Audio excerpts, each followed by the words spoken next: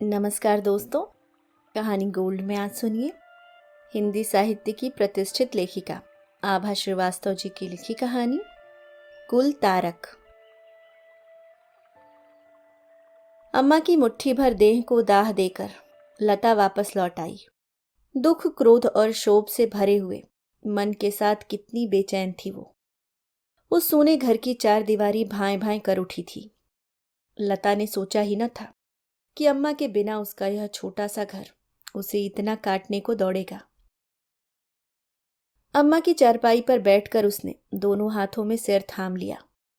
मृत्यु भी अपने पीछे एक भयानक सन्नाटा छोड़ जाती है। लता के घर की देहरी पर दिया जल रहा था, मृतक की आत्मा को राह वाला दिया। क्या अम्मा वास्तव में स्वर्ग ही गई होंगी? लता की बरसों की सूखी आंखों में अनायासी आंसू तिराए। जी किया कोई तो अपना हो जिसके कंधे पर सिर रखकर वह बिलख बिलख कर रोले। अम्मा के चले जाने के बाद इस भरी पूरी दुनिया में वह निपट अकेली रह गई थी। क्या परदेश में बैठा हुआ विपिन भी स्वयं को इतना ही अकेला महसूस कर रहा होगा जैसे कि लता? क्यों बीत गए वे दिन? कैसा भरा पूरा घर हुआ करता था उन लोगों का। बाबूजी, अम्मा, विपिन दा और सबसे छोटी, सबकी दुलारी लता। सीमित सुखी परिवार। बहुत ऊंचा ओहदा नहीं था बाबूजी का, किंतु सपने आकाश छूते थे। विपिन दा को लेकर बड़ी ऊंची महत्वाकांक्षाएं थी उनकी, और विपिन दा ने भी बाबूजी के सपनों को ऊंची उड़ान दी थी। हमेशा कक्षा में अव्वल ही आता रहा था। पहले ही प्रयास में जब उसका आईआईटी में चयन हो गया तो बाबूजी ने गांव की सीमित जमीन बेचकर उसकी पढ़ाई के व्यय की व्यवस्था की थी। अम्मा की गृहस्थी में बहुत सीमित संसाधन थे। अपने शौक पूरे करने के विषय में तो अम्मा ने कभी सोचा भी न था।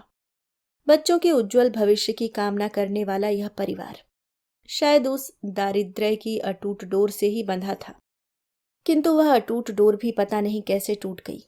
लता या अम्मा, बाबूजी कभी सोच भी नहीं सकते थे कि वही विपिन दा जो अम्मा को छोड़ पहली बार हॉस्टल जाने पर बच्चों की तरह फूट फूट कर रोया था, अपने ब्याह के बाद इतना निष्ठुर हो जाएगा। अम्मा ने बाबूजी ने विपिन दा की इस उपेक्षा को काफी देर से समझा। सीधे सरल वे दंपत्ति पुत्र के विषय में ऐसा विपरीत ओछा कभी सोच नहीं सकते थे। बाबूजी की दो संतानें थीं और दोनों ही बेहद प्रतिभाशाली, किंतु जब दो प्रतिभाशाली संतानों में से एक को अवसर देने की बात आती है तो वह स्वर्णिम अवसर पुत्र को ही दिया जाता है। बाबूजी भी अपवाद नहीं थे। उनका सामर्थ्य मात्र विपिन को ही पढ़ाने का था। ठीक ही था, लता तो बेटी थी, पराया धन। फिर एक बार विपिन लायक बन जाता तो लता के लिए एक से बढ़कर एक लायक दुल्हों की कमी रह जाती क्या? लेकिन अपना सोचा हुआ सब सत्य तो नहीं होता ना। हम सभी के ऊपर एक विधाता भी है जो अपनी लेखनी से हम सभी का भाग्य लिखता है। इंजीनियरिंग के अंतिम वर्ष में विपिन दा का चयन एक बड़ी कंपनी में हो गया। अच्छी भली तनख्वाह थी। संयोग भी ऐसा हुआ कि अपने ही शहर में विपिन दा की पहली नियुक्ति हुई। अम्मा प्रसन्न थी कि उनका परदेसी बेटा कमाऊ बनकर एक बार फिर लौट आया है। वे विपिन दा पर 100 जान से न्यौछावर रहती। विपिन दा ने एक बार दबे स्वर में घर खर्च हेतु कुछ पैसे देने की बात की तो अम्मा बाबूजी नाराज हो गए। अम्मा ने बेहद भावुक होकर कहा, बेटा अभी तेरे बाबूजी नौकरी में हैं और तेरी पढ़ाई का खर्च भी अब नहीं है। क्या तू अपने अम्मा और बाबूजी का प्यार पैसों से तौलेगा? इसके बाद इस बात पर वहीं विराम लग गया था। विपिन दा नौकरी के बाद काफी बदला बदला सा लगा था लता को, और उसके बाद वह बदलता ही चला गया था। उसे धीरे धीरे अपनी शिक्षा, अपनी नौकरी का अहंकार होने लगा था। दफ्तर से आकर वह सुन्न मुन्न पड़ जाता था। जितने समय घर में रहता अम्मा बाबूजी उसका मुंह ही देखते रहते। वह किसी से सीधे मुंह बात ही नहीं करता था। हंसी की एक क्षीण रेखा तक उसके चेहरे पर नहीं आती थी। लता से भी विपिन बेहद नपीतुली बात करता, घुन्नाया सा रहता। एक आध बार झिड़की खाने के बाद लता स्वयं भी विपिन दा से कम ही बोलती थी। अम्मा को लगता कि शायद ब्याह कर देने से विपिन दा का यह अनमनापन दूर हो जाएगा। पास पड़ोस रिश्तेदारी की औरतों ने भी अम्मा को समझाना आरंभ कर दिया कि लड़का उदास अनखाया सा रहने लगा है, ब्याह कर देने से ठीक हो जाएगा। एक बार हामी भर देने के बाद विपिन के लिए रिश्तों की बाढ़ सी आ गई थी। लता उस समय बीए कर रही थी। उम्र से कुछ अधिक ही समझदार थी। काफी पहले 9वीं कक्षा में जब विषय चयन की बात आई थी तो लता का विज्ञान पढ़ने का बड़ा मन था। उसे लगा था कि अम्मा बाबूजी जब विपिंदा को इंजीनियरिंग पढ़ा सकते हैं तो उसे डॉक्टरी अवश्य पढ़ाएंगे। वह भी डॉक्टर बनकर अम्मा बाबूजी का नाम उज्जवल करेगी। किंतु बाबूजी ने विपिंदा की पढ़ाई के खर्चे और अम्मा की बीमारी का हवाला देकर बड़े प्यार से अपनी मेधाविनी कन्या को कला वर्ग में डाल दिया। विपिन का ब्याह होगा, घर में बहू आएगी। अम्मा बौरासी गई थी। बाबूजी भी प्रसन्न थे। इस पूरे प्रकरण में लता का कहीं भी नाम न था। ब्याह योग्य तो लता भी थी, किंतु कमाऊ पुत्र के आगे शायद बेटी की ममता बौनी पड़ गई थी। विपिन दा के ब्याह के लिए बाबूजी बहुत ऊंचे परिवार की लड़की लाने के पक्ष में न थे। वे जानते थे कि उनके मध्यम वर्गीय परिवार में यदि ऊंचे पैसे वाले घर की लड़की आएगी तो निबाह न हो सकेगा। शादी ब्याह रिश्तेदारी कथा वार्ता हर जगह विपिन के लिए रिश्ते की चर्चा थी। लता के मन में कुछ दरक सा गया था, लेकिन फिर भी सबकी खुशी में वह खुश थी। शायद भाभी के आ जाने से उसे एक हम उम्र सहेली मिल जाएगी, यह सोचकर ही वह मगन थी। उस दिन मामा की बिटिया का ब्याह था। लता ने बड़ी मान मनोबल के बाद अम्मा से कह सुनकर नई साड़ी खरीदी और उसी से मैच करता मोती का सेट। बड़े मन से तैयार होकर उसने स्वयं को आईने में देखा तो अपने ही प्रतिरूप पर मुग्ध हो गई। अम्मा बाबूजी भी ब्याह में चलने के लिए तैयार थे। विपिंदा भी दफ्तर से नहीं आया था, सो वे तीनों ही विवाह स्थल के लिए निकल पड़े थे। रास्ते में गुप्ता स्टूडियो पड़ा तो अम्मा ने रिक्शा रुकवा लिया। लता की उम्मीदों की कोपलों में हरियाली आने लगी थी। विवाह स्थल पर पहुंचने के बाद अम्मा बाबूजी रिश्तेदारों से बातचीत में व्यस्त हो गए और लता अपनी हमउम्र ममेरी मौसेरी बहनों संग। एक उसी की हमउम्र लड़की सजी धजी अपनी माँ के साथ बैठी थी। अम्मा को वहां बैठा देखकर लता भी वहीं सरक ली, किंतु वे माँ बेटी उससे एक शब्द भी नहीं बोली। चुपचाप जितना अम्मा पूछ रही थी उतना ही नाप तोल कर जवाब मिल रहा था। इतने में बाबूजी भी वहां आ गए थे। ऊब कर लता वहां से उठ गई। जयमाल होने तक विपिंदा भी प्रकट हो गया था। घर लौटने के पश्चात लता जान पाई कि अम्मा बाबूजी विपिंदा का रिश्ता पक्का कराए हैं। बाबूजी चाह रहे थे कि विपिन से पहले लता का ब्याह निपटा दें। लता के लिए रिश्ते की बात जहां चलती, लड़के वाले मुंह फाड़ कर दहेज मांगते। बाबूजी ने कई बार लता के ब्याह के लिए पैसे दहेज की चर्चा करते हुए विपिंदा को इशारा किया, किंतु विपिंदा पैसे को दांत से पकड़ता था। इस बीच वह भी ब्याह के लिए अकुला उठा था। उसने शायद मुंह खोलकर अम्मा से अपनी बात कह डाली थी। सो पंडित बुलाकर ब्याह की तिथि बिचरवा ली गई और अम्मा की बहू घर आ गई। बाबूजी दहेज के विरोधी थे, इसका खामियाजा उनके सीधे सच्चे परिवार को भुगतना पड़ा। भाभी का मायका बिरादरी का सबसे चालाक परिवार था। डोली से उतरी भाभी साक्षात ज्वालामुखी थी। बेहद मामूली परिवार से आई भाभी इंजीनियर से ब्याही थी और इस बात का उन्हें बहुत गुमान था। उन्हें अम्मा की गृहस्थी के कामों से कोई मतलब न था। दिन भर वे अपने कमरे में आराम करती। बना बनाया नाश्ता खाना लता उनके कमरे में ही पहुंचा देती। वे पति को छोड़कर घर में किसी से ढंग से बात भी नहीं करती। लता की हमउम्र थी भाभी। विपिंदा जैसा योग्य वर उन्हें भाग्य भरोसे बिना दान दहेज के मिला था। जब लता के ब्याह के लिए बाबूजी दर दर भटक रहे थे, तब उन्हीं बाबूजी के आदर्शों के कारण भाभी इस घर में आई थी। बिन ब्याही लता को वे जब तब नीचा दिखाने से नहीं चूकती थी। अपने रूप रंग पर बेहद गुमान था उन्हें। सुंदर लता भी थी, किंतु बिना दान दहेज ब्याह के बाजार में कोई मोल न था उसका। इसी मोर्चे पर भाभी उससे जीत गई थी। लता ने भाभी के रूप में एक सखी चाही थी, किंतु भाभी ने उससे प्रतिद्वंदिता का रिश्ता रखा। स्वलगाव तो होना ही था। फिर जब भाई ही एक दूरी बरत रहा था तो भाभी से किस अपनेपन की आशा रखती लता। इधर बाबूजी पर आर्थिक बोझ भी बढ़ चला था। फिर जिस दिन बाबूजी ने साहस करके विपिंदा से घर खर्च में कुछ सहयोग देने की बात की तो वह बुरी तरह बिफर गया था। बाबूजी अपनी सीमित आमदनी से ही घर गृहस्थी मेहमान पूजा पाठ सभी का खर्च उठाते रहे। एक दिन विपिंदा बाबूजी के बगल में आ बैठा तो वे निहाल हो उठे। उन्हें लगा कि विपिन को संभवतः अपनी जिम्मेदारी का एहसास हो रहा है, किंतु यहाँ तो नया ही नाटक रचने जा रहा था। हुआ यूं कि भाभी के भाई की नौकरी इसी शहर में लगी थी। भाभी का बड़ा मन था कि उनका भाई उनके साथ रहे, इसलिए विपिनदा बाबूजी से सिफारिश लगाने आया था। दूरदर्शी बाबूजी जानते थे कि भाभी का भाई उन्हें एक पैसे का आर्थिक सहयोग नहीं देगा। वे विपिनदा की मंशा समझ गए थे। बाबूजी की तनख्वाह सीमित थी, युवा बेटी के ब्याह की जिम्मेदारी भी उनके बूढ़े कंधों पर थी, सो उन्होंने बिना किसी लाग लपेट के पराई गृहस्थी का बोझ उठाने से इनकार कर दिया। विपिनदा और भाभी को यह बात बेहद खटक गई थी। इस घटना के बाद भाभी ने घर में अन्न जल त्याग कर अनशन शुरू कर दिया, और यह अनशन तब समाप्त हुआ जब विपिनदा ने अलग घर ले लिया। उनके ससुराल वाले सभी साथ रहने आ गए थे, और शायद विपिनदा भी उनके साथ खुश ही था। बाबूजी 1 महीने बाद रिटायर होने वाले थे। विपिनदा की इस हरकत ने उन्हें तोड़कर रख दिया था। जिस लायक बेटे पर इतना अभिमान था उन्हें, उस बेटे ने ही उन्हें बीच भंवर में छोड़ दिया था। इन्हीं घरेलू परेशानियों के कारण वे लता के लिए वर भी नहीं ढूंढ पा रहे थे। हार कर लता ने पास के ही प्राइवेट स्कूल में नौकरी कर ली।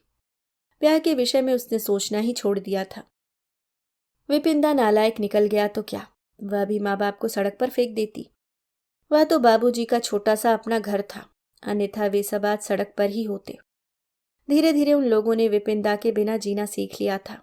राखी भाई दूज तो लता भूल ही चुकी थी, लेकिन तकलीफ उसे तब होती जब अम्मा बाबूजी के लिए अपना वर्तमान और भविष्य सब कुछ दांव पर लगा देने के बाद भी वे लोग घर बाहर सब जगह विपिनदा का बचपन, उसकी आदतें, उसकी प्रतिभा, उसकी नौकरी सभी का बखान करते।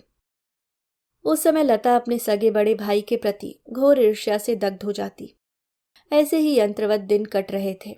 बाबूजी के रिटायरमेंट के बाद लता घर के आर्थिक मोर्चे पर डटकर खड़ी थी। अभावों के बीच भी उसने बीएड कर लिया था। उसका प्राइवेट कॉलेज भी अब सरकारी हो गया था, सो उसका वेतन भी कुछ बढ़ गया था। अचानक ही एक दिन बाबूजी को दिल का दौरा पड़ा तो उन्हें अस्पताल में भर्ती कराना पड़ गया। बाबूजी को आईसीयू में रखा गया। विपिनदा उस समय दिल्ली में पोस्टेड था। अम्मा के बहुत चिरौरी करने पर लता ने उसे फोन किया, किंतु उधर से विपिनदा ने बेहद रूखे स्वर में कहा, अभी मेरा आना जरूरी है क्या? कल को कुछ हो गया तो आना ही पड़ेगा। बार बार आना कोई हंसी खेल थोड़े ही है। विपिनदा तो नहीं आया। लोकलाज के भयवश भाभी मात्र 2 दिन के लिए अकेली ही आई थी। बाबूजी ठीक होकर वार्ड में आ गए थे। लता काउंटर से दवा लेकर लौटी तो वार्ड के दरवाजे पर बाबूजी का स्वर सुनकर ठिठक गई थी। वे रो रहे थे। लता ने झांक कर देखा। वे हाथ जोड़कर भाभी से विनती कर रहे थे, बहू अंतिम समय है, एक बार विपिन को बुला देती। ठस बनी भाभी निर्विकार खड़ी थी। छी, लता का मन बाबूजी को धिक्कार उठा। ऐसे निवीर्य कायर स्वार्थी पुत्र की इतनी याद। विपिनदा बरसों से दूर था, किंतु बाबूजी के मन प्राण उसी में बस रहे थे। निश्चित अवधि पूरी करके भाभी चली गई। लता बाबूजी को अस्पताल से घर तो ले आई थी, लेकिन उन्हें मृत्यु के पाश से न बचा सकी।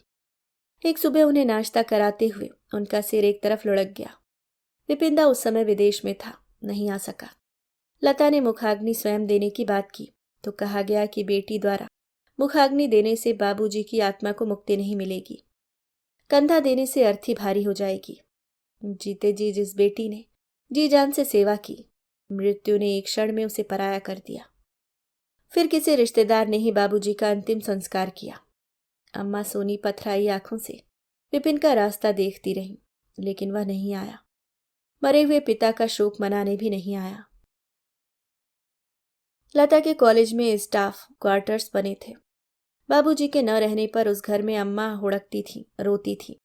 सो लता ने वह घर किराए पर उठा दिया और अम्मा के साथ स्टाफ क्वार्टर्स में शिफ्ट कर गई। धीरे धीरे बाबूजी की मृत्यु को 1 बरस बीत गया। लता इस बार पक्की पड़ गई कि बाबूजी की बरसी और श्राद्ध के कर्म वही पूरे करेगी, किंतु लाख मना करने पर भी अम्मा ने छिपते छिपाते मौसी से कहकर विपिनदा को फोन कर बुलवा लिया। लता को यह सब तब पता चला जब विपिनदा भाभी के साथ आकर अम्मा से लिपट गया। इस बार पता नहीं क्यों उन लोगों का रुख अम्मा के प्रति नरम था। रुके तो वे लोग होटल में ही थे, लेकिन जिस विपिनदा को बाबूजी की मृत्यु पर भी छुट्टी नहीं मिली, वह इस समय इतने दिन के लिए कैसे आ गया, यह लता के लिए आश्चर्य का विषय था। बाबूजी का घर किराएदारों से खाली कराया गया, क्योंकि बरसी की पूजा वहीं होनी थी। पूरे विधि विधान से विपिनदा ने पूजा कराई, पंडितों को दान दक्षिणा देकर संतुष्ट कर विदा किया। उस रात प्रसन्नचित अम्मा ने लता को बुलाकर कहा, बिट्टो, विपिन और बहू हमें साथ चलने को कह रहे हैं, जोर दे रहे हैं। लता सुनकर चुप रही। प्रत्यक्ष में इतना ही कहा, ठीक है अम्मा, मेरे साथ तो बहुत रह ली, कुछ दिन बेटे की गृहस्थी का सुख भी भोग लो।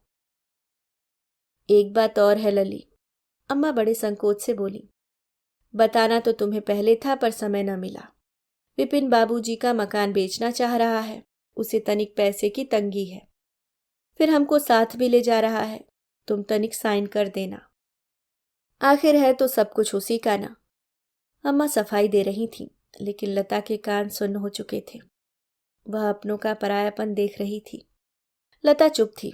उसने मकान के कागजों पर साइन कर दिए और उसके बचपन की यादों के साथ ही बाबूजी का घर बिक गया। लता ने अम्मा का सामान पैक कर दिया था। बेटे के साथ रहने की खुशी अम्मा के चेहरे से छलकी पड़ रही थी। उन्होंने अपनी अलमारी से एक रुमाल निकाला। उसमें एक जोड़ी सोने के टॉप्स और चेन थी। वे लता को देने लगी। रख लो लली, ब्याह तो तुम्हारा कर नहीं पाए, अपनी अम्मा की निशानी समझकर रख लो इन्हें। लेकिन लता ने उन्हें लौटा दिया। अम्मा, मैं तो कुछ पहनती नहीं, इन्हें विपिनदा की बिटिया के दहेज के लिए रख लो, तुम्हारा ही नाम होगा। फिर अम्मा कुछ नहीं कर पाई थी। विपिनदा नियत समय पर होटल से आया। अम्मा की अटैची उठाकर टैक्सी में रख ली। लता से बिना कुछ बोले, बिना उसकी तरफ देखे वह टैक्सी में जाकर बैठ गया। अम्मा ने लता को गले लगाया और भीगी आंखें पोंछ दी। विपिन के बगल में जाकर बैठ गई। लता दूर तक जाती टैक्सी को डबडबाई आंखों से देखती रही। उस दिन लता का कॉलेज जाने का मन ही न हुआ। उदासी तकिए में मुंह गड़ाए वह पड़ी रही। सहसा उसके मोबाइल की घंटी घनघना उठी। हेलो, उसने फोन उठाया। दूसरी तरफ कोई अपरिचित स्वर था। सरस्वती देवी आपकी ही माता जी का नाम है क्या? जी हाँ, क्या हुआ उन्हें? लता घबरा गई थी। अम्मा के पास मोबाइल तो था, किंतु वे नंबर नहीं मिला पाती थी। उस अपरिचित ने लता को फौरन रेलवे स्टेशन बुलाया था। लता हड़बड़ाकर ऑटो लेकर भागी। स्टेशन के अंदर पहुंची। दूर से ही देखा उसने एक बेंच पर बैठी अम्मा फूट फूट कर रो रही थी। 8-10 लोग उन्हें घेर कर खड़े थे। लता के आते ही सब तितर बितर हो गए। अम्मा ने देखा तो डरे हुए बच्चे की तरह उससे लिपट गईं। वे काफी घबराई हुई थीं। लता की समझ में ही नहीं आया कि माजरा क्या है। विपिनदा कहाँ चला गया? अम्मा स्टेशन पर अकेली कैसे छूट गई? लता, अपने घर चल बिटिया, अम्मा ने डरे कांपते स्वर में कहा तो लता ने उन्हें संभाला। अटैची उठाकर अम्मा को संभालते हुए वे घर तक ले आई। काफी देर लगी अम्मा को संतुलित होने में। लता भूखी प्यासी अम्मा के लिए खाना ले आई। पहला कौर मुंह में डालते ही वे फफक पड़ी। हमको माफ कर दो बिटिया, तुम्हारे साथ बड़ा अन्याय किया हमने। टूटे फूटे शब्दों में उन्होंने रोते रोते लता को जो कुछ बताया। उसका संक्षिप्त सार यह था कि अम्मा को स्टेशन ले जाकर विपिनदा और भाभी टिकट निकलवाने के बहाने उन्हें प्लेटफॉर्म पर ही छोड़कर चले गए थे। सीधी सरल अम्मा समझ ही न पाई थी कि उनका कोख जाया उनके साथ ही इतना बड़ा छल कर गया। लता सब समझ गई थी कि विपिनदा का यहाँ आना किस मतलब से था। उसकी गिद्ध दृष्टि बाबूजी के मकान पर थी। तिलमिला उठी थी लता। एक बार उसके मन में आया कि पुलिस या कचहरी वकील की मदद ले, किंतु फिर रुक गई। इतना बड़ा धोखा किया था विपिनदा ने अपने खून के रिश्तों के साथ। इसकी सजा तो उसे मिलेगी ही, आज नहीं तो कल, और वह सजा उसे ऊपर बैठा विधाता ही देगा, जिसकी लाठी में आवाज नहीं होती। इसके बाद अम्मा अधिक नहीं जी पाई थी। प्राण प्रिय पुत्र की उपेक्षा और धोखे ने उन्हें भीतर से तोड़कर रख दिया था। बीमारी में भी वे विपिन को याद करती रहती थी। शायद वे उससे इतने बड़े छल का कारण पूछना चाहती हो, या फिर दूर बैठे पुत्र के लिए उनका एक अंधा मोह रहा हो। धीरे धीरे वे बिस्तर से लग गई थी। लता ने विपिनदा को खबर नहीं की। अपने सामर्थ्य भर अम्मा का ध्यान रखा, अच्छे से अच्छा इलाज कराया, किंतु 6 माह के भीतर ही वे स्वर्ग सिधार गईं। लता ने न किसी रिश्तेदार को सूचना दी और न ही विपिनदा को। अपने सहकर्मियों के सहयोग से उसने स्वयं ही अम्मा का दाह संस्कार कर दिया। आम लड़कियों की तरह उसका भी एक सपना था, अपने ब्याह का, अपनी स्वयं की घर गृहस्थी का, अपने बच्चों का। किंतु अम्मा बाबूजी के कुल तारक पुत्र के प्रेम की वेदी पर उसका यह सपना बलि चढ़ गया। जो दायित्व विपिनदा को निभाने थे लता ने पूरे किए। फिर भी आज लता निपट अकेली थी। उसके सभी रिश्तों का तर्पण हो चुका था। उसकी देहरी पर दिया जल रहा था। शास्त्रों के अनुसार यह दिया पुत्र जलाता है, जिससे मृतक की आत्मा इहलोक में न भटके। किंतु लता ने स्वयं ही यह दिया प्रज्वलित किया था। पता नहीं स्वर्ग जाती हुई अम्मा को आत्मा का मार्ग इस दिए की रोशनी से प्रशस्त होगा या नहीं। किंतु यदि विपिनदा ऐसा करता तो भी क्या, अम्मा को मोक्ष मिलता। जिस विपिनदा ने अम्मा के जीते जी उन्हें कोई सुख न दिया, उल्टे उन्हें छल कर, धोखा देकर निराशित छोड़ गया, ऐसे पुत्र द्वारा मरणोपरांत संपन्न की गई क्रियाओं से अम्मा का परलोक कैसे सुधरता? इन सभी प्रश्नों का उत्तर पूछने लता कहाँ जाएगी, किसके पास जाएगी? अभी आप सुन रहे थे आभा श्रीवास्तव जी की लिखी कहानी गुल तारक। उम्मीद करती हूँ दोस्तों कहानी आपको पसंद आई होगी। अगर आप चैनल पे नए हैं तो सब्सक्राइब करना ना भूलें। धन्यवाद।